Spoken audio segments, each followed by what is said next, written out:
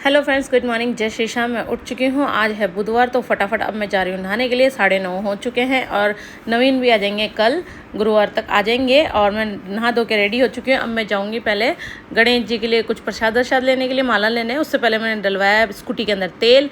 और धूप बहुत तेज़ हो रही है फ्रेंड्स। अभी बजे हैं मात्र कितने बज रहे हैं, अभी तो सिर्फ 10 ही बजे और धूप इतनी तेज़ हो रही है। फिर मैं आ गई सब्जी की शॉप पे, सब्जी वगैरह ली। मैंने कहा नवीन की मनपसंद सब्जियाँ वगैरह ले लेते हैं और फिर चलते हैं। फिर फूल माला वगैरह ली, सब्जी वगैरह ली, परमल वगैरह रखे। तो मैं देख रही थी, फिर घर आ गई और सामान वामान सारा मैंने रख दिया। 10:30 हो गए फ्रेंड्स।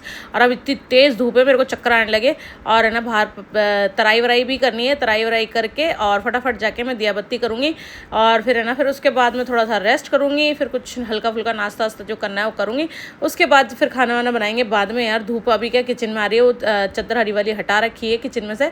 तो मैंने तराई कर ली है, जिससे कि ना किचन में भी ठंडक हो जाए। फिर बनवारी भैया भी आ गए, तो बनवारी भैया कहने लगे लाओ भाभी मैं कर देता हूँ, क्योंकि धूप बहुत तेज हो रही है। मैंने कहा भैया इतने दिन तो आए नहीं आप करने के लिए इसकी तराई, और आप आए हो।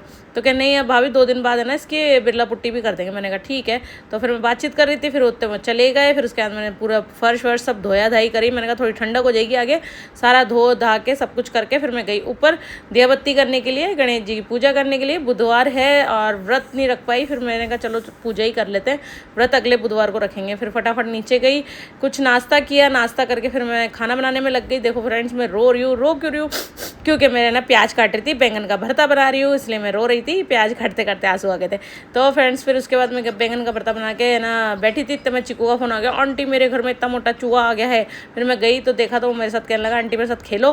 फिर मैं उसके साथ खेलने लगी, थोड़ी देर खेलते खेलते फिर मस्ती मारने लगी। फिर मैंने कहा चल बेटा अब मैं जा रही हूँ घर पे हैं, अब मैं करूँगी थोड़ी देर रेस्ट, फिर उसके बाद खाना ना खाएंगे। कि ठीक है आंटी आप खेल नहीं रहे मेरे साथ, मस्ती नहीं कर रहे। मैंने कहा नहीं बेटा अब नहीं, शाम को करेंगे। फिर मैं वहाँ से आ गई घर पे आके मैं सीरीज़ वगैरह देख रही थी, रेस्ट कर रही थी। फिर आ गई शाम, अब दिया बत्ती करेंगे, शाम की भी दिया बत्ती करनी है। फटाफट भाग के मैं ऊपर गई है और ऊपर जाके फटाफट दिया बत्ती वगैरह करी। दिया बत्ती करके रूम की लाइट जला के दिया बत्ती कर ली। उसके बाद फिर मैं गई नीचे भी दिया बत्ती करी। अन्नपूर्णा मैया की मैं दिया बत्ती रोज़ करती हूँ किचन में।